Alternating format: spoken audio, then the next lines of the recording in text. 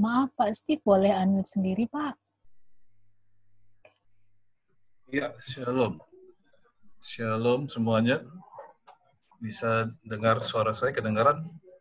Kalau bisa dengar boleh melambaikan. Oke, terima kasih semuanya. Saya mau menyapa nggak satu persatu mungkin. Oke ini. Shalom Ibu Kartini, Shalom Angel, Shalom Ibu Pinkan, Shalom Pastor Ricky, Shalom Ibu Teti, Shalom Email, Oktaviani, Shalom Ibu Regina, Kristofan, Imelda Buyung, Ibu Ike, Gabriela, Shalom Lita, Shalom Lewi, pria ya, Pak Lewi ya. Oke, Shalom semuanya. Saya mengucapkan terlambat sekali, tapi ada waktu tanggal 10 kemarin dia ada ulang tahun katanya ya. Selamat ulang tahun. Saya sebetulnya waktu itu memang tanggal 10 waktu itu kan udah janjian ada PD gitu ya, tapi kan siang saya pikir pasti nggak jadi lah. Ternyata pindah malam ya. Nah malam itu ternyata saya emang ada kelas, jadi saya mohon maaf saya nggak bisa waktu itu. Jadi ya sekarang kita ketemu lagi gitu ya. Oke. Saya senang sekali sih kita bisa ketemu begini di tengah suasana yang nggak jelas begini gitu ya. Di mana-mana belum bisa ketemu dan sebagainya, tapi toh kita masih bisa ketemu lewat Zoom ini. Kita bersyukurlah, puji Tuhan sekali gitu kan. Saya mau salamnya rasanya sampai situ. Saya mau sharing hari ini mengenai iman. Karena memang rasanya di tengah suasana yang seperti begini kan rasanya kita tantangannya berat ya, tantangan banyak sekali tantangan. Mudah-mudahan sih nggak ada yang mengalami sampai salary-nya dipotong misalkan, atau sampai harus work from home begitu rupa. Bahkan ya ada teman saya juga ada yang sampai kehilangan pekerjaan segala macam, ada gitu, mereka mengalami pemotongan gaji dan sebagainya. Bahkan ada yang sempat sakit juga. Itu memang sulit, suasana sekarang ini berat sekali rasanya memang. Jadi buat saya memang kita perlu sesuatu lah untuk kita bisa lewatin ini semua gitu kan ya. Nah, makanya hari ini saya pengen bicara mengenai iman. Iman sih sesuatu yang rasanya sudah sering sekali kita bahas, tapi yang saya sharing hari ini mestinya ini buat saya juga waktu itu beberapa bulan lalu itu ternyata begini ya, ini jadi sesuatu yang baru buat saya, dan benar pengertian ini mengubah banyak hal dalam hidup saya gitu. Jadi saya harapkan waktu ini nanti dari sharing ini juga kita semua juga dapat sesuatu yang baru, dan hidup kita semua juga saya berharap berubah juga gitu ya. Oke. Jadi boleh minta tolong Melda, Email buka itunya Mel, PowerPoint-nya, screen-nya.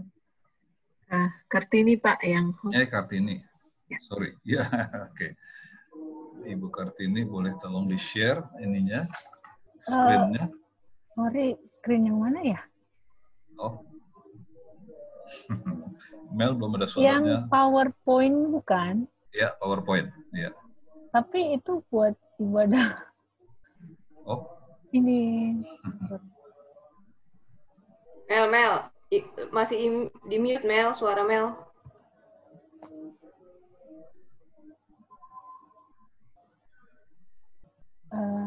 Yang aku WA tadi nggak ada ya, Tin?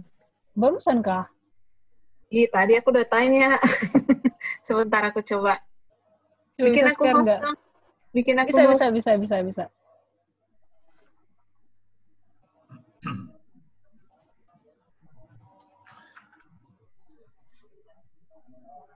Oh ya, ini kita sampai jam berapa?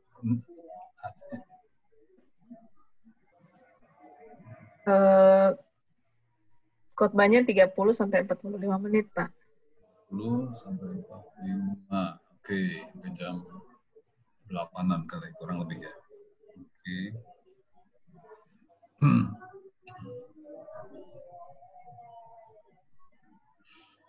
Ada ya lagi. Sorry. Oke, sambil menunggu PowerPoint, saya ada pengantar sedikit juga mengenai topik ini. Jadi biasanya kalau kita dengar mengenai iman, biasanya kan yang terpikir oleh kita adalah iman itu adalah apa ya? Tuhan menyediakan macam-macam, yes, betul. Terus tapi kayaknya tuh pengertian saya at least gitu ya, mudah-mudahan yang lain nggak berpengertian demikian.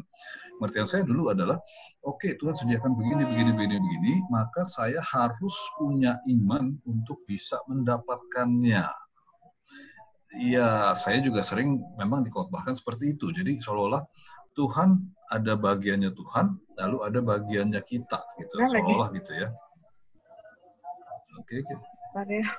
Ya, ini berhasil. Ya, ini dia. Oke. Yang berikutnya mungkin boleh. Nah, jadi ya tadi ya. Jadi seringkali kita berpikir, oh iya, Tuhan menyediakan, tapi saya untuk menerimanya segala sesuatu dari Tuhan itu saya harus punya iman, saya harus percaya, kayak gitu demikian ya. Jawabannya bagaimana? Nanti akan menjadi jelas nanti. Oke. Nah, pertanyaannya jadi begini. Iman sama percaya itu sama apa enggak sih? Nah, ini saya nggak usah bertanya angkat tangan segala macam, soalnya nanti jadi terjebak juga soalnya ini ya. Biasanya pengertian kita adalah iman ya sama dengan percaya gitu. Kan saya percaya artinya saya beriman, atau saya beriman artinya percaya gitu ya. Oke, bisa dibilang begitu, pengertiannya mungkin agak ragu-ragu gitu ya. Oke, coba kita lihat ayatnya. Nah, ada ayat mengatakan begini, Yakobus 2:19, engkau percaya bahwa hanya ada satu Allah saja, itu baik. Tetapi tapi setan-setan pun juga percaya akan hal itu dan mereka gemetar. Engkau percaya, nah ini saya bukan sok ahli bahasa gitu ya, tapi saya pengalaman saya kadang-kadang diminta terjemahin juga dan sebagainya. Saya menyadari bahwa terjemahan itu sangat terbatas. Jadi kadang-kadang memang kita harus lihat bahasa aslinya. Ada banyak hal yang nggak bisa diterjemahkan dengan perfect gitu. Banyak pengertian yang hilang dalam terjemahan. Jadi rasanya memang kita sering harus lihat aslinya gitu. Nah di sini engkau percaya itu adalah bahasa aslinya pistis gitu ya.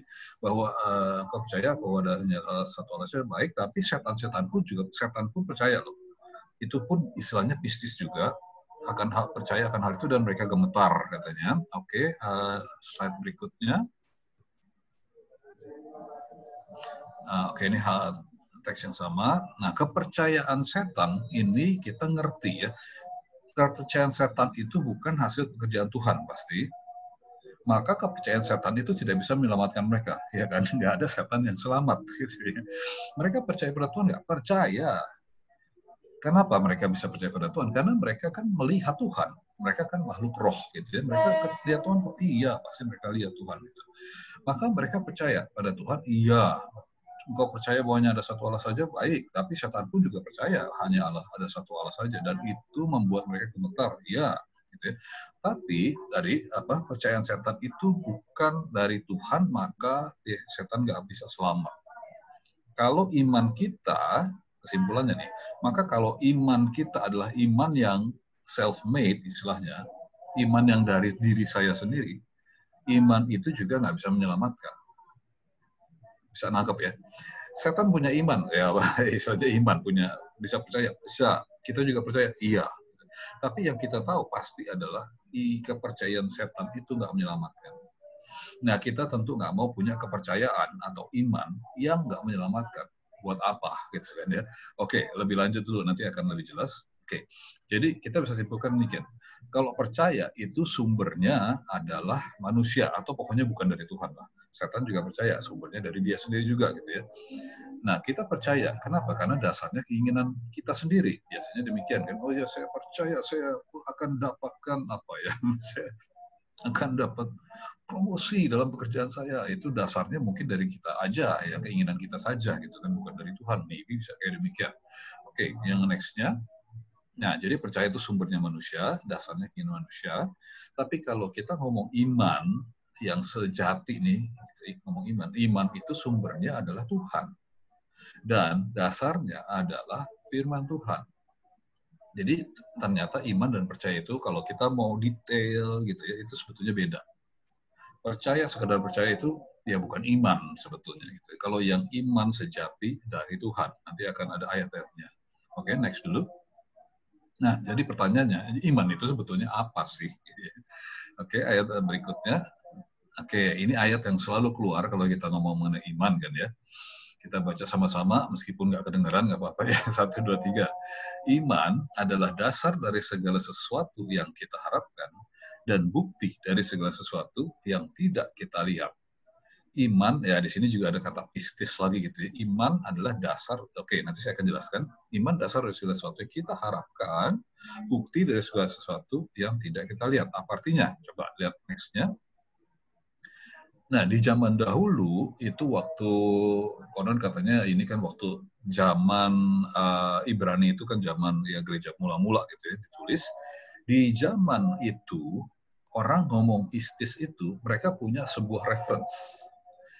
Di zaman itu pistis itu atau iman itu menunjuk kepada jaminan atau guarantee atau warranty. Jadi zaman itu iman itu nggak eksklusif urusannya dengan hal yang agama. Ini menunjuk kepada hal-hal yang yang kita ketemu setiap hari sebetulnya. Ya, misalkan kita Misalkan kita beli barang, beli mesin cuci, beli TV gitu kan, selalu ada jaminan, ya kan? Ini ada jaminannya Pak, Bu, ada jaminan setahun, misalkan spare part only mungkin atau apa gitu ya. Nah, inilah yang istilah mereka zaman itu, pistis. Jaminan. Pistis menunjuk kepada jaminan atau guarantee atau warranty. Gitu ya. Oke, next dulu. Nah, dalam Alkitab, iman adalah jaminan dari Tuhan. Mensertifikasi bahwa apa yang Tuhan wahyukan pasti akan digenapi. Maksudnya gimana? Oke. Jadi begini, kalau kita beli barang, beli TV, ada kartu jaminannya gitu kan. Ini menunjukkan bahwa si pembuat TV ini serius. Waktu kita beli, dia bilang gini, Pak atau Bu, Bapak, Ibu beli barang ini, TV ini, itu keputusan yang tepat, Pak. Gitu ya. Saya sebagai penjual, saya sebagai yang bikin produk ini, saya jamin produk ini, Pak. Bapak pasti nggak akan kecewa. Kenapa begitu, Pak? Kita tanya gitu. Oh iya, Pak, soalnya kalau sampai rusak, saya jamin, Pak, saya bisa ganti, at least spare part-nya saya ganti sampai betul. Kalau ternyata nggak bisa saya betulin, saya ganti dengan yang baru. Ya, itu contohnya demikian kan. Inilah ngomong jaminan. Ya, kita semua tahu lah itu soal itu ya. Nah, kalau kita terapkan ke dalam firman Tuhan, dalam Alkitab, iman adalah jaminan dari Tuhan. Bayangkan begini, Tuhan seolah-olah yang punya sebuah produk, ya kan Tuhan berjanji pada kita. Semua ada janjinya dalam berupa firman Tuhan. Alkitab ini adalah janji-janji Tuhan semua. Tuhan janjikan pada kita. Lalu kita sebagai konsumen, gitu ya, kita bertanya pada Tuhan, Tuhan, apa buktinya, apa jaminannya bahwa Engkau, apa buktinya lah gitu, apa buktinya Tuhan janjimu itu akan Kau genapi Tuhan? Mana gitu, aku nggak yakin itu kan bahwa Engkau janji A, B, C dan sebagainya, aku nggak yakin.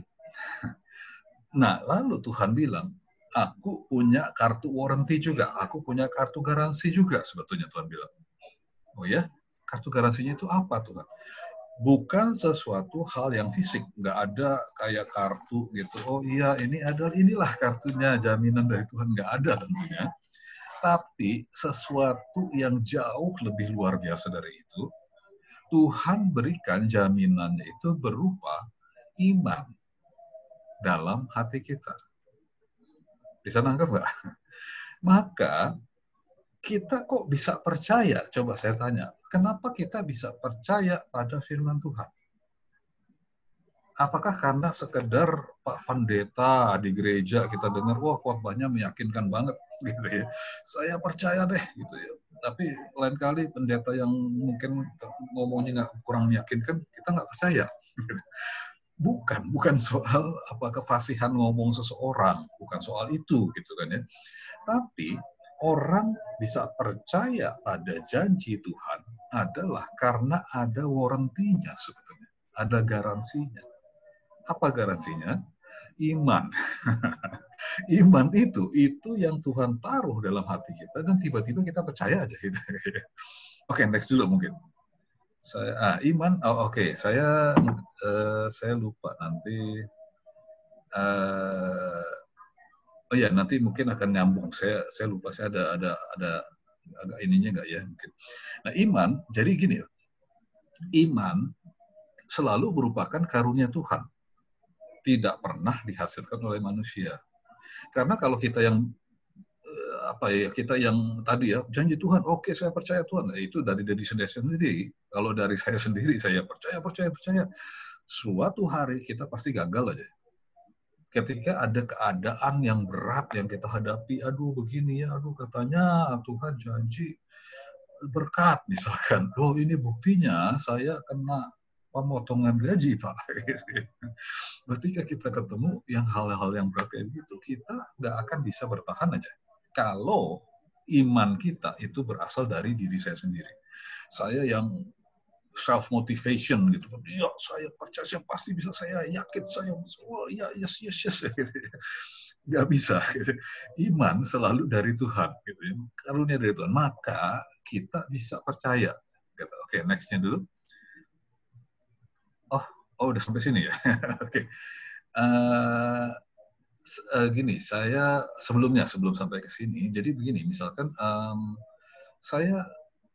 kalau saya tanya pada kita semua masing-masing gitu kan, kita semua orang yang percaya pada Yesus, pernah kepikir nggak sih, kenapa kita percaya sama Yesus? Gimana caranya kita bisa percaya sama Yesus? Apakah karena saya ya kita lihat orang-orang sekitar kita, ada begitu banyak orang nggak percaya Yesus. Kalau di Indonesia katanya Kristen cuma berapa sih, 10% katanya gitu kan. Jadi 1 dibanding 9 orang sekitar kita itu nggak percaya Yesus loh. Why? Kenapa bisa mereka nggak percaya, tapi kita kok bisa percaya? Bahkan mungkin ada orang yang di antara kita, mungkin ada yang latar belakangnya bukan Kristen, mungkin. I don't know, gitu ya. Mungkin ada yang dari agama lain gitu. Oh, tiba-tiba suatu hari saya jadi percaya pada Tuhan Yesus. Kenapa bisa? Apakah karena saya lebih pintar dari orang sekitar kita? Jangan ngomong gitu dong, gitu ya. Apakah karena saya lebih beriman dari mereka? Jangan ngomong gitu. Iman selalu dari Tuhan. Jadi kalau kita bisa tahu kayak begini gitu, oh iya kok saya bisa percaya sama Tuhan ya, oh itu Tuhan berikan pada saya iman untuk saya bisa percaya pada Tuhan. Tuhan terima kasih. Harusnya itu respon kita gitu ya. Sementara banyak orang nggak bisa percaya pada Tuhan. Ada orang mungkin kita semua kenal, orang-orang sekitar kita sudah diinjilin bertahun-tahun, mungkin kita kasih firman, kita kasih traktat, kita doain, kita ajak ngobrol, tetap aja nggak percaya Tuhan. Ada mungkin kayak gitu ya, kenal orang kayak begitu. Kenapa bisa begitu? Kenapa sih saya percaya? Iman yang dari Tuhan itu yang menyebabkan perubahan ini gitu ya. Oke. Nah, apa buktinya? Harus ya, ini kan dari tadi kita belum ngomong ayat ya, tadi ya. Ada ayat-ayat yang menunjukkan bahwa iman itu benar dari Tuhan dan bukan dari kita. Oke, kita lihat ayatnya. Nah, Ibrani 12 ayat 2. Kalau bahasa Indonesianya itu kurang jelas. Yesus yang membawa iman kita kepada kesempurnaan. Kalau bahasa Indonesianya demikian deh. Saya sampai hafal ayat itu karena beda dengan bahasa Inggrisnya. Ibrani 12 ayat 2. Saya bacain aja ya. Ibrani 12 ayat 2. Marilah kita melakukannya dengan mata yang tertuju kepada Yesus, yang memimpin kita dalam iman dan yang dan yang membawa iman kita itu kepada kesempurnaan. Bahasa Indonesia demikian ya. Yesus yang memimpin kita dalam iman, yang membawa iman kita kepada kesempurnaan. Oke, ya ini bagus sih. Yesus memimpin kita dalam iman, yes bagus. Membawa iman kita kepada kesempurnaan, yes bagus. Tapi kalau saya baca bahasa Inggrisnya itu ada satu dimensi, yaitu tadi ada satu yang nggak bisa diterjemahkan ke bahasa Indonesia dengan sempurna, menurut saya sih ya. Inggrisnya bilang begini, Jesus, the author and finisher of our faith. Ini pistis lagi faith ini ya. Okay. Jesus the author and finisher of our faith. Artinya kalau saya terjemahkan bebas, iman kita itu adalah seperti sebuah buku atau sebuah karangan gitu ya. Ada authornya, ada penulisnya, pengarangnya. Pengarangnya dari iman kita adalah Yesus sendiri. Jesus is the author of our faith. Dan author ini adalah bukan cuma dimulai, dia mulai dari awal, cuma halaman 1, halaman selanjutnya silahkan kamu teruskan. Tuhan bilang, enggak begitu. Yesus itu penulis, the author, and sampai finish, dia itu juga finisher of our faith. Itu buat saya keren banget ini ayat ini. Kita seringkali bilang kan merasa, aduh Tuhan, aku kok nggak terima janjimu ya, aduh jangan-jangan imanku kurang kuat. Pernah nggak ada yang mikir kayak begitu, merasa kayak gitu? Saya yakin pasti pernah, saya juga sering begitu dulu. Tuhan kok nggak terjadi dalam hidup saya ya, orang lain kok ngalamin Tuhan, wah begini berkat ini, begini. Ya jujur aja, kita kan juga mau gitu diberkati kayak demikian gitu. Dan waktu kita nggak bisa ngalamin kayak orang lain, kita seringkali jadi menuding diri sendiri gitu kan. Aduh jangan-jangan ya imanku ini kurang nih, aku nggak cukup beriman, aku gini. Jadi aduh ada tuduhan-tuduhan yang datang pada kita. Tapi ayat ini menjelaskan dengan indah sekali menurut saya sih. Yesus itu pengarang, penulis imanku dari awal sampai finish. Yesus. Oke, next ayat berikutnya. Roma 12 ayat 3. Berdasarkan kasih karunia yang dianugerahkan kepadaku, aku berkata kepada setiap orang di antara kamu, janganlah kamu memikirkan hal-hal yang lebih tinggi daripada yang patut kamu pikirkan, tetapi hendaklah kamu berpikir begitu rupa, sehingga kamu menguasai diri menurut ukuran iman, yang dikaruniakan Allah kepada kamu masing-masing.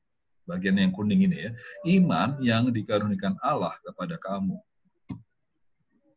Jadi iman itu bukan menurut ukuran iman yang kamu harus usahakan. Enggak.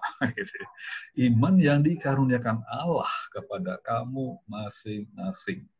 Kalau setiap kita masing-masing kita punya iman, itu dari Tuhan. Dikaruniakan Tuhan pada kita. Amin. Next lagi ayat berikutnya. Efesus 2 ayat 8-9. Sebab karena kasih karunia, kamu diselamatkan oleh iman. Ya, kita tahu itu ya, ini ayat yang terkenal sekali. Kasih karunia, kamu diselamatkan oleh iman. Yes. Selanjutnya, itu bukan hasil usahamu, tetapi pemberian Allah. Itu bicara mengenai apa sih? Ya, mengenai iman. Karena sebelumnya dibilang apa sih? Sebab karena kasih karunia, kamu diselamatkan oleh iman. Iman itu bukan hasil usahamu, tapi pemberian Allah. Itu ayat 9-nya. Ini juga ngomong mengenai iman. Itu bukan hasil pekerjaanmu. Bukan hasil usahamu, bukan hasil pekerjaanmu. Jangan ada orang yang memegahkan diri. Saya waktu baca ayat-ayat ini, waktu menyadari gitu kebenarannya, gitu, saya, aduh Tuhan, thank you Tuhan. Saya saban kali selalu merasa, aduh, aku masih harus kurang nih, aku harus gimana gitu ya. Tapi Tuhan bilang, sebetulnya iman itu bukan hasil usahamu, Tuhan yang kasih, bukan hasil pekerjaanmu. Jangan sampai ada orang yang memegahkan diri. Tadi ya, makanya tadi kan kalau kita bilang, ada orang percaya, saya percaya, kenapa orang sekitar saya nggak percaya? Oh, karena saya lebih beriman dari mereka. Itu memegahkan diri. Dan Tuhan bilang, Enggak bisa begitu. Kalau kamu bisa percaya, that's because karena iman yang Kukaruniakan padamu, kamu nggak bisa memegahkan diri. Karena kasih karunia kamu diselamatkan. Ya, kita ngerti kasih karunia dari Tuhan. Yes. Iman. Kadang-kadang dulu saya mikir, oke, kasih karunia. Terus bagaimana saya bisa memperoleh kasih karunia ini? Saya harus punya iman. Ini bagian saya. Ayat ini bilang, bukan. Kasih karunia dari Tuhan, iman juga dari Tuhan. Itu pekerjaan Tuhan itu begitu luar biasa dalam diri kita. Tuhan tuh nggak kerja separuh-separuh. Oke, aku kasih kamu kasih karunia, tapi kamu harus punya iman juga. Itu bagianmu, seolah-olah begitu. Enggak. Oke, next lagi. Galatia 5, 22-23. Tetapi buah roh, ini kita hafal ya, ialah kasih, sukacita, damai sejahtera, kesabaran, kemurahan, kebaikan, kesetiaan, kelemah lembutan, puasa diri, tidak ada hukum yang menentang hal itu. Oke. Nah, kata kesetiaan di sini ternyata Inggrisnya adalah faith. Dan saya cek bahasa Arabnya pistis. Jadi ini harus diterjemahkan. Buah roh ialah kasih, sukacita, damai sejahtera, kesabaran, kemurahan, kebaikan, iman. I don't know kenapa ini diterjemahkan sebagai kesetiaan.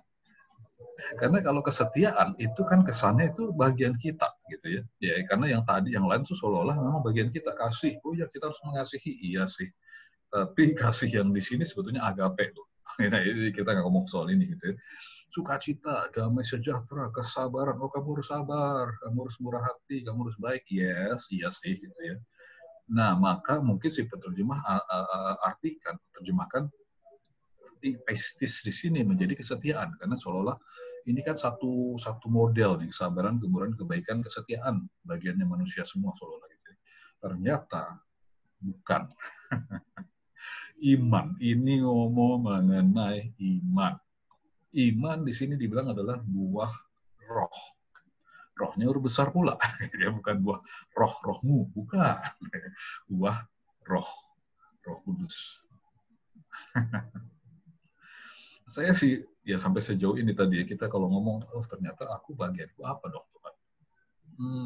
Nggak ada ya, seolah-olah nggak ada gitu. Oke, ini saya mau tunjukkan dulu, nanti kesimpulannya mungkin agak beda. Oke, next dulu. 1 Yohanes 5 ayat 4. Sebab semua yang lahir dari Allah mengalahkan dunia. Dan inilah kemenangan yang mengalahkan dunia, iman kita. Oke, semua yang lahir dari Allah mengalahkan dunia. Inilah kemenangan yang mengalahkan dunia, iman. Jadi ini kan ada lahir dari Allah itu adalah sinonimnya adalah mengalahkan Allah, mengalahkan dunia. Dan yang mengalahkan dunia itu adalah kemenangan. Dan kemenangan itu adalah iman. Ini dalam satu baskom yang besar isinya itu ya. Lahir dari Allah itu mengalahkan dunia, itu kemenangan itu adalah iman, gitu kan. Nah, ini sebetulnya jadi kalau kita simpulkan yang lahir dari Allah itu adalah ya iman. Sebab semua yang lahir dari Allah iman itu mengalahkan dunia, yes. Dan inilah kemenangan dari iman, gitu ya. Oke. Next dulu. Akan lebih jelas berikutnya. Tetapi tanpa iman, Ibrani 11 ayat 6. Tetapi tanpa iman yang adalah pistis ini ya, tidak mungkin orang berkenan kepada Allah. Tanpa iman, tidak mungkin orang berkenan kepada Allah. Nah, kita tahu ya bahwa tidak mungkin orang berkenan kepada Tuhan dengan sesuatu yang man-made, yang buatan manusia. Hasil usahaku sendiri gitu. Ya Tuhan, aku mau bikin inilah. Engkau pasti akan berkenan padaku gitu ya. Enggak bisa gitu ya. Karena kalau bisa begitu berarti keselamatan kita di tangan kita sendiri dong. Enggak, tadi kan udah ngomong ya kasih karunia. By grace through faith. Grace-nya dari Tuhan juga, faith-nya dari Tuhan juga. Tanpa iman yang dari Tuhan, enggak mungkin orang berkenan kepada Tuhan. Iyalah, semua manusia sudah terpisah dari Tuhan, dosa. Semua manusia berdosa karena kemuliaan Tuhan. Dan ya, itu kan sering kita mungkin pernah dengar juga bahwa usaha manusia mencapai Tuhan itulah agama. Dan itu nggak mungkin. Agama selalu manusia mencari Tuhan. Manusia itu berdosa, Tuhan sempurna, maka tidak mungkin. Maka kekristenan sebaliknya, Tuhan yang mencari manusia. Dia turun ke dunia. Gitu kan ya. Dan ini adalah sesuatu yang bukan man-made. Kalau agama ini man-made, gitu kan, manusia yang coba. Gitu ya. Nah kalau Tuhanlah, usaha Tuhanlah. gitu ya. Oke, ini jadi bolak-balik ternyata kekristenan itu ya demikian gitu. Tanpa iman yang dari Tuhan, tidak mungkin orang berkenan kepada Allah. Ya, karena memang manusia berdosa gitu. Oke, next. Nah, ini yang tadi ini ternyata ada di sini, saya tulis di sini ya. Kenapa sih kalau kita baca Alkitab ya, mengapa tokoh-tokoh Alkitab itu Abraham kayak Nuh kayak Paulus kayak Musa kayak semua dan seterusnya. Kenapa mereka bisa percaya pada Tuhan? Ya ini karena Tuhan berikan iman pada mereka. Coba bayangkan yang paling gampang itu kenapa Abraham, masih Abram namanya kan sebelum diganti Abraham, kenapa Abram bisa percaya pada Tuhan? Dia sudah berapa keturunan nggak tahu itu ya tahun berapa itu kan sejak habis zaman Nuh itu kan orang lahir berapa keturunan sekian keturunan baru ada Abraham. Dan sejak itu kan mereka semua itu penyembah berhala semua. Sudah berapa generasi penyembah berhala, mereka nggak pernah tahu namanya Tuhan. Tiba-tiba Tuhan ngomong pada Abraham, Abraham, ikut aku. Keluar dari comfort zone-mu, dari keluargamu, dari daerahmu, dari mana, ikut aku. Tiba-tiba Abraham, yes, oke, aku ikut Tuhan. Coba bayangkan bagaimana bisa kayak demikian. Kalau kita saat ini ya, kita sebagai orang Kristen, gitu, kita udah percaya Tuhan. Tiba-tiba ada satu suara yang lain, gitu, bilang, Angel misalkan, maaf ya, Angel, ikut aku. Lalu kita tiba-tiba, iya aku mau ikut. Gimana caranya? Gitu. Saat umur hidup, Abraham cuma taunya dewa-dewa yang dia sembah selama ini. Tiba-tiba ada suara, dia bisa percaya. Dia bisa ikut. Karena ya ini ingat bahwa waktu kita baca Alkitab, fokusnya nggak boleh kepada tokoh manusia. Ya boleh sih kalau ada hal-hal yang baik dalam diri seorang tokoh Alkitab, kita ambil sebagai pelajaran, boleh sih gitu ya. Tapi kita nggak bisa jadikan dia itu sebagai kayak idola yang demikian rupa yang aduh ya aku ini loh dia itu sungguh luar biasa. Enggak juga sih, karena dia tetap manusia berdosa juga kok. Setiap tokoh Alkitab itu sama manusia berdosa kecuali Yesus itu. Nah, Abraham sama seperti kita kok sebetulnya. Tapi kok dia bisa percaya atau tokoh-tokoh yang lain? Karena Tuhan berikan mereka iman. Nah, itu aja jawabannya. Nah, ini jadi sama seperti kita. Bagaimana kita bisa percaya bahwa Yesus adalah Tuhan? Kita bisa bilang, oh iya kan saya lahir dari keluarga Kristen, Pak. Saya, papi mami saya sudah Kristen, bahkan opa oma Kristen. Dari berapa keturunan sudah Kristen, jadi saya Kristen lah, gitu kan. Tapi saya kayak begitu. Orang tua saya Kristen, orang kakek nenek saya Kristen. Tapi sungguh-sungguh jadi orang jadi percaya Tuhan itu lain urusannya. Kita semua pengalamannya pasti sama lah. Pengalaman lahir baru kita gitu kan. Tiba-tiba satu saat tiba-tiba saya ngerti, iya ya saya ini kalau saya nggak dalam Tuhan saya mati masuk neraka. Even tuh meskipun saya sudah seumur hidup waktu itu Kristen ya, masih remaja sih waktu itu ya bertobatnya. Seumur hidup saya sampai saat itu Kristen, tapi tiba-tiba saya punya kesadaran kalau saya mati saat ini tanpa Yesus saya masuk neraka. Dari mana kesadaran itu? Kalau bukan dari Tuhan. Dan saya yakin kita semua punya pengalaman ya kurang lebih kayak begitulah. Tiba-tiba saya percaya aja pada Tuhan. Oke, next lagi. Oke, ini sebuah contoh aja, saya nggak bahas itu kalau kita ingat waktu Maria diberitahu oleh Gabriel, oh kamu nanti akan punya baby namanya Yesus gitu kan. Sebelumnya ada Zakaria, Elizabeth dan Zakaria itu kan suami istri itu adalah masih sepupunya Maria kalau nggak salah gitu ya. Nah, Zakaria juga dibilang nama Gabriel juga sama, malaikat yang sama datang pada Gabriel, pada Zakarias.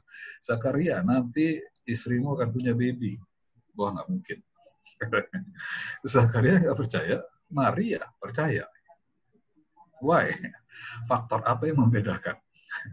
Kita sekali lagi nggak bisa, oh Maria itu memang luar biasa, dia percaya. Gitu. Enggak. Saya yakin ini karena Maria memang dalam garis rencananya Tuhan. Tuhan sudah tentukan dari sejak Abraham nanti someday aku akan membentuk sebuah bangsa dari keturunanmu Abraham. Dari bangsa ini nanti akan lahir penyelamatmu namanya Yesus. Itu kan udah Tuhan tentukan tuh. Sampai Maria, oh oke, inilah orang yang akan melahirkan Yesus. Maka sebetulnya kalau menurut saya sih Maria di sini nggak punya pilihan sebetulnya. Waktu Gabriel datang, Gabriel cuma itu statement sebetulnya, bukan ngajak katanya, Maria, maukah engkau jadi ibunya Juru Selamat? Enggak begitu. Karena kalau cuma ajakan, Maria mungkin bisa bilang, oh, enggak lah ya, jangan.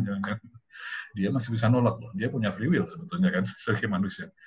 Tapi saya yakin di situ Tuhan ngomong dengan otoritasnya, diberikan iman begitu rupa pada Maria. Maria tiba-tiba yes. Oke.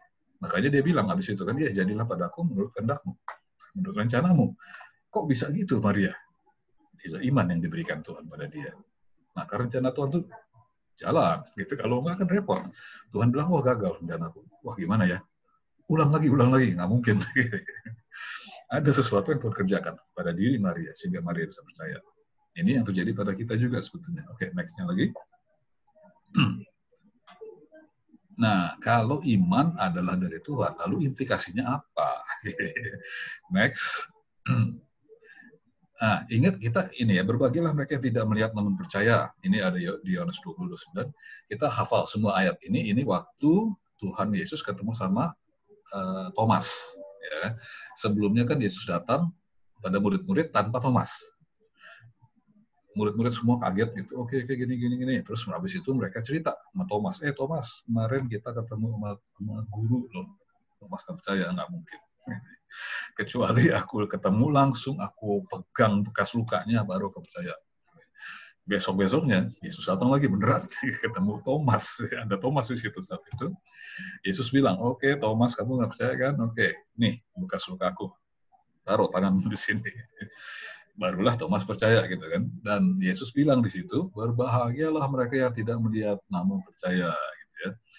Nah, dulu saya pikir ayat ini bicara mengenai murid-murid yang lain selain Thomas. Ada yang punya pendapat begitu sama saya? Ternyata salah loh. Karena murid-murid yang lain mereka juga ketemu Yesus baru mereka percaya sebetulnya gitu. Oh, Yesus tiba-tiba kan nembus tembok gitu, blang. Oh, mereka kaget semua, takut semua gitu. Oh, Yesus harus bilang, ini aku, jangan takut. Gitu. Nah, jadi ayat ini sebetulnya bukan menunjukkan, bukan bicara mengenai murid-murid yang lain ini. Ayat ini bicara mengenai kita. Karena mereka melihat dan mereka percaya. Kalau kita nggak pernah melihat Yesus. Atau nggak tahu, mungkin ada yang pernah lihat Yesus nggak? Boleh nggak tahu kan? Pernah ketemu Yesus, secara fisik Yesus datang gitu. Nggak tahu, saya sih nggak pernah gitu ya. Nah, ayat ini sebetulnya bicara mengenai kita semua. Berbahagialah mereka yang tidak melihat namun percaya. Berbahagialah kita nih, kita semua. Kita nggak pernah ketemu Yesus, tapi kok kita bisa percaya. Why? Karena mereka diberikan pistis, diberikan iman untuk percaya. Ini dia jawaban yang tadi. Kenapa kita bisa percaya pada Tuhan? Pada Yesus, Yesus adalah Tuhan, yes, amin. Kita bilang itu. Kenapa bisa percaya? Coba pikir. Gitu. Kecuali Yesus memang berikan iman dalam hati kita. Itulah garansi yang tadi kita ngomong gitu kan. Ada kartu garansinya dari Tuhan berikan. Aku punya janji banyak loh buat kalian. Ini janjiku satu buku begini, satu bundel banyak gitu kan bilang. Terus kita bilang, Tuhan bagaimana aku percaya Tuhan? Aku berikan garansi dalam hatimu, Tuhan bilang. Buktinya apa Tuhan? Yaitu iman. Enggak berupa sesuatu yang kelihatan fisik gitu, tapi iman. Tiba-tiba iman ditaruh dalam hati kita dan kita bisa percaya pada janjinya itu Tuhan. That's iman. Next lagi mungkin sudah hampir habis kayaknya. Belum. Ini malah mundur ya. Benar ya. Nah, karena iman tadi sumbernya dari Tuhan dan bukan dari manusia, maka cara kita berdoa juga pasti berubah. Nah, tadi di awal saya bilang, waktu saya mulai mengerti kebenaran ini, bahwa iman itu bukan dari saya, maka cara doa saya itu berubah. Berubahnya bagaimana? Oke, next-nya coba lihat. Di Matius 21, Yesus menjawab mereka, aku berkata kepadamu, sesungguhnya jika kamu percaya dan tidak bimbang, kamu bukan saja akan dapat berbuat apa yang ku perbuat dengan pohon ara itu, tapi juga jikalau kamu berkata kepada gunung ini, beranjaklah dan tercampaklah dalam laut, hal itu akan terjadi.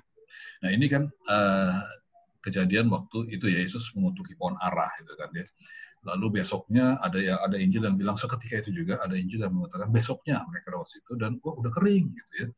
Dan Yesus bilang, aku berkata padamu, kalau kamu percaya, nggak bimbang, kamu bisa bikin yang aku bikin loh. Dan bahkan kalau kamu berkata pada gunung ini berancaklah ke dalam laut, jadi. Nah, kita seringkali berpikir kan, ayat-ayat ini saya sedikit menyimpang sebentar gitu ya. Ayat ini seringkali orang salah ngerti juga nih. Pohon ara yang dikutuki Yesus, artinya apa? Oh, hati-hati. Orang Kristen itu harus berbuah. Kalau nggak berbuah, dikutuk mati. Gitu ya. Enggak, sebetulnya ayat ini nggak ngomong begitu. Nanti baca lagi konteksnya baik-baik. Gitu ya. Ayat ini itu kalau bahasa Inggrisnya lagi, maaf bahasa Inggris, di situ Inggrisnya ada judulnya, judul perikopnya, The Lesson of the Fig Tree. Pelajaran dari pohon ara. Jadi Yesus tuh lagi ngajar saat itu. Ngajarnya pakai peragaan. Peragaannya adalah pohon ara, dikutuk kering. Tapi bukan pelajaran, kalau kamu nggak berbuah, awas ya, aku kutuk kering. Enggak, bukan begitu. Pelajarannya adalah, Yesus bilang, pelajaran mengenai iman. Nanti baca lagi, supaya puas gitu ya. Tapi yang Yesus katakan, kamu bisa berbuat apa saja yang aku perbuat, bahkan yang lebih besar dari itu, kalau kamu punya iman. Nah, sampai saat jauh itu, kita kadang-kadang juga mikir lagi, oke Tuhan, kok kalau aku berdua nggak terjadi ya? Jangan-jangan imanku nggak cukup. Tadi lagi, karena ada ayat yang Yesus bilang, kalau kamu punya iman sebiji sesawi, ada ayatnya yang lebih lengkap dibilang begitu kan, iman sebiji sesawi. Waduh, seolah-olah Tuhan, kita anggapan saya dulu ya, aduh Tuhan berarti imanku sebiji sesawi aja nggak nyampe loh Tuhan. Pernah nggak ada yang doa tuh, gunung pindah gitu, kan nggak kejadian kan.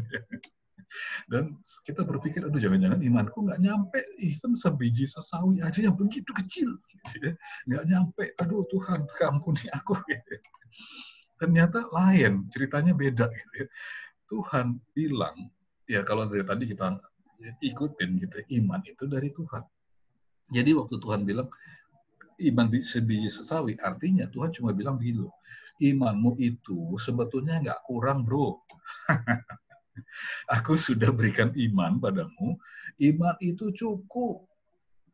Even kalau imanmu yang aku berikan tuh kamu pikir cuma sebiji sesawi, itu pun sudah cukup, lebih dari cukup untuk mindahin gunung.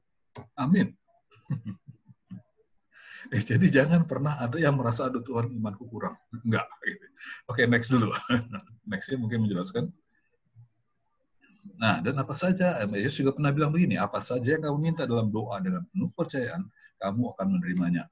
Apa saja. Ya, ini tentu doa yang bukan ditujukan kepada orang di luar sana, gitu ya, yang nggak pernah diberikan iman oleh Tuhan. Loh. Enggak. Orang yang diberikan iman oleh Tuhan, itu adalah orang-orang yang dalam Tuhan. Orang yang punya Roh Kudus dalam dirinya tentu. Kita ngerti, itu adalah anak-anak Tuhan. Kita yang punya. Maka kita lah yang diberikan kuasa oleh Tuhan. Kamu minta apa saja, kamu akan terima. Ini memang agak risiko gitu ya. Kita bisa pikir, wah nanti berarti saya bisa salah gunakan Tuhan. Aku bisa minta apa aja loh. Gitu ya. Enggak, itu nanti ceritanya lain lagi. Jangan bahas sekarang lah gitu ya. Tapi ini janji Tuhan. Apa saja kamu minta dalam doa, kamu bisa terima. Wow. Next yang lagi. Tapi apa yang Tuhan janjikan seperti apa? Ada tertulis, apa yang tidak pernah dilihat oleh mata, dan tidak pernah didengar oleh telinga, tidak pernah timbul di dalam hati manusia. Semua yang disediakan Allah untuk mereka yang mengasihi Dia. Yang Tuhan sediakan itu bahkan hal-hal yang kita nggak pernah lihat, nggak pernah dengar, even kepikir aja, kebayang aja, enggak. Aduh. Ini ayat ini keren banget buat saya. Ini, aduh Tuhan. Dan kita untuk kalau mau dapatkan hal-hal ini, kita mesti tanya Tuhan sih. Memang kita harus melihat dari sudut pandangnya Tuhan. Tuhan apa kira-kira yang Tuhan sediakan buat saya Tuhan? Dan di situ kita akan ngerti. Oh, ini yang aku harus doakan ya Tuhan ya. Oke, maka di situ kita nggak akan doa yang menyalahgunakan yang tadi. Gitu ya. Wah, apa saja? Ntar dulu. Oke, next lagi. Penghalangnya gini ya, iblis selalu berusaha agar kehendak Tuhan tidak terjadi atas hidup kita, pasti. Nah itu sebabnya dia berusaha membuat kita meragukan firman Tuhan dan tidak menggunakan iman kita. Seringkali itu yang terjadi dalam hidup kita. Kita ragu, ini bener nggak sih janji Tuhan nih, katanya begini, kok nggak terjadi? Kita mulai ragu, gitu. Ditembakin terus sama iblis tuh kan, ternyata nggak terjadi. Dan kita jadi ragu juga, mau pakai iman kita, nanti aku berdoa, mindahkan gunung, nggak terjadi, ntar malu. Kehidupan kita dalam kekristenan itu jangan malu untuk mempraktekkan apa yang, karena ini sebetulnya bukan apa ya, sesuatu ini perintah Tuhan loh sebetulnya. Kamu harus praktek, Tuhan bilang. Kalau aku sudah berikan sesuatu yang begitu luar biasa, pakailah. Ya jangan sampai nanti kita sampai ketemu Tuhan di surga. Tuhan tanya, kamu sudah pakai nggak sih iman yang aku berikan, otoritas, kuasa otoritas aku berikan kepadamu? Oh ya, ada ya Tuhan, aku nggak tahu. Tuhan, aduh, kamu kok nggak tahu. Oke, next. Oh, sudah jam 8. Oke, aplikasinya. Apakah karena iman asalnya dari Tuhan, lalu kita diam saja? Oh ya, tuh berarti saya nggak punya bagian? Enggak, bukan. Lain ya. Memang iman diberikan dari Tuhan untuk digunakan. Jadi kita bukan untuk diam saja loh. Ada bagian kita, ada. Apa karena iman asal dari Tuhan lalu kita diam saja? Tidak. Tuhan tentukan kita untuk menggunakan iman yang Ia berikan. Buat apa sih? Salah satu yang kita tahu jelas perintah Tuhan adalah, aku mau, Tuhan bilang, di bumi itu seperti di surga loh. Nah ini sesuatu, perintah Tuhan itu selalu mustahil untuk kita kerjakan sebagai manusia. Amin. Ya kita bisa sih bikin, dunia harus sejahtera. Saya bikin lagu kayak Michael Jackson. We are the world, atau heal the world, dan sebagainya gitu ya. Nanti dapat duit untuk nyumbang ke Afrika, ini. Ya maybe bisa sih. Bill Gates bisa nyumbang. Siapa Mark Zuckerberg, orang kaya nyumbang bisa. Sekarang siapa Alibaba itu? Jack Ma nyumbang bisa gitu kan. Tapi ya seberapa sih duitmu? Seberapa besar duit yang bisa disumbangkan sampai mengubah dunia? Ya ada batasnya pasti ya. Usaha manusia itu ada batasnya. Tapi yang Tuhan perintahkan adalah sesuatu yang mustahil sebetulnya. Dan untuk mengerjakan apa yang Tuhan kerjakan, kita perlu sesuatu yang dari Tuhan juga tentunya. Kuasa dan otoritas yang dari Tuhan. Bagaimana kita mengakses kuasa dan otoritas dari Tuhan? Iman. Iman bukan dari kita, dari Tuhan juga. Lihat ya, hubungannya itu begitu rupa. Semuanya itu Tuhan sediakan provide buat kita semua. Untuk kita, bukan sekedar nanti mati masuk surga. Itu sih Tuhan bilang, aku jamin lah kalau kau dalam aku, keselamatan dalam Tuhan, ada jaminan keselamatan dalam Kristus, itu ada. Tuhan bilang, ya asal kamu dalam aku, beres. Nah, tapi yang aku concern, Tuhan bilang gitu ya, seolah-olah, selama kamu masih di dunia, itu hidupmu bagaimana? Itu Tuhan concern. Apakah kita hidup di dunia ini, ya ada lagu kan bilang, meskipun aku susah, menderita dalam dunia. Saya yakin Tuhan nggak mau kita itu kayak begitu loh. Dia itu Bapa. Gitu ya. Bapak itu kepingin setiap anaknya itu baik. Ibu juga kan pasti gitu, ini banyak ibu-ibu di sini kan. Semua ibu pasti kepingin keluarganya itu baik. Nggak ada orang tua yang pingin anaknya biar dia menderita dulu. Nanti kan lama-lama kan terbiasa. Jangan.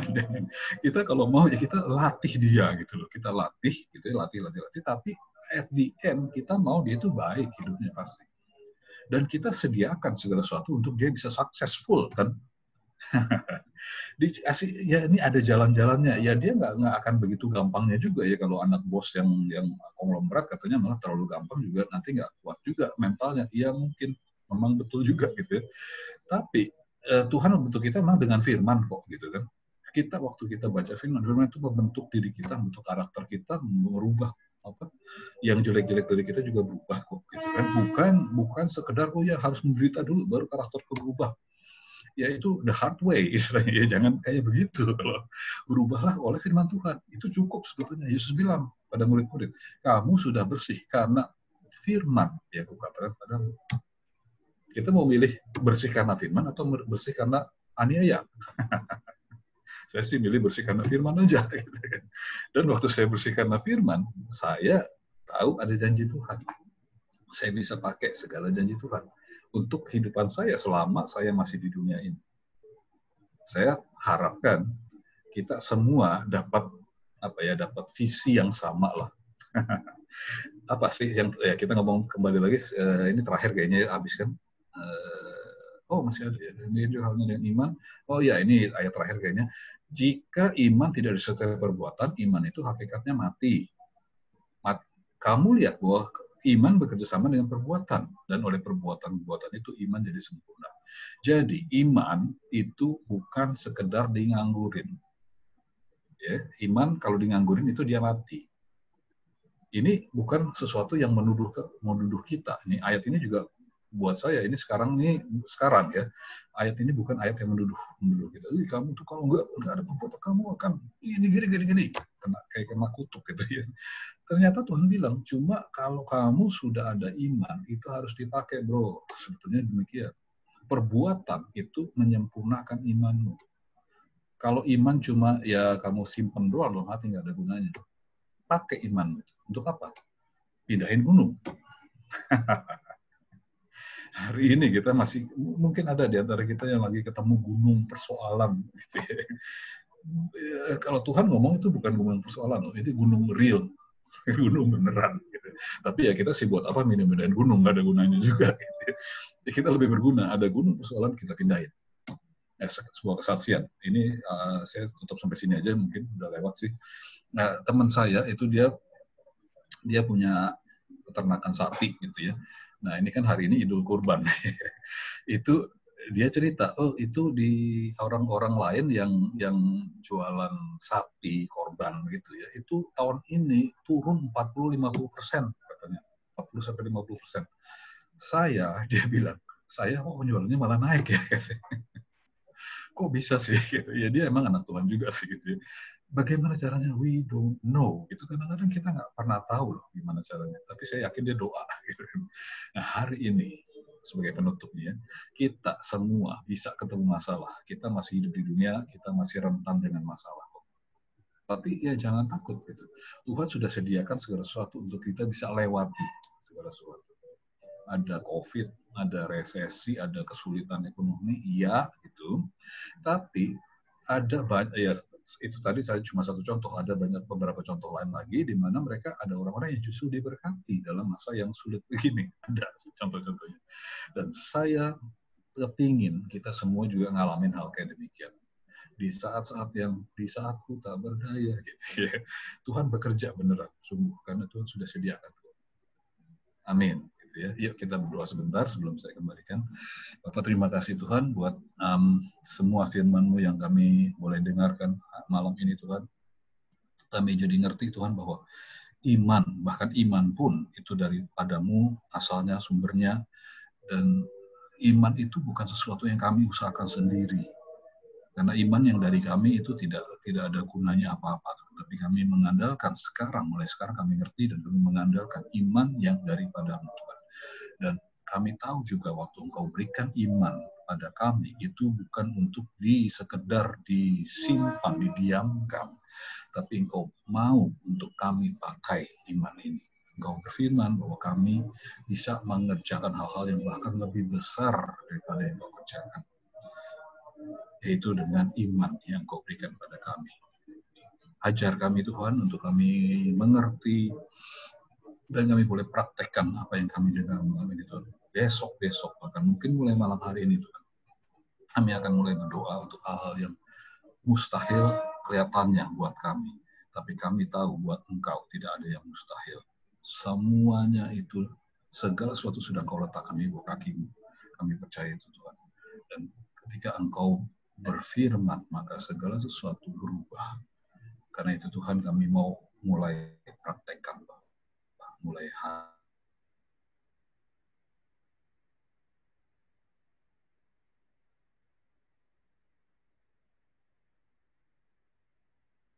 hari ini, mulai malam ini. Dan mereka akan bertanya, kenapa kamu bisa seperti ini sekarang? Dan saya dan kami bisa berkata, ini karena Tuhan bekerja dalam hidupku. Terima kasih Tuhan, berkati kami semua satu persatu dalam PDRK ini Tuhan.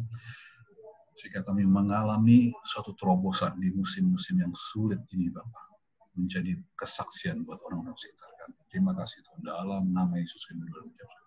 Amin. Terima kasih Tuhan.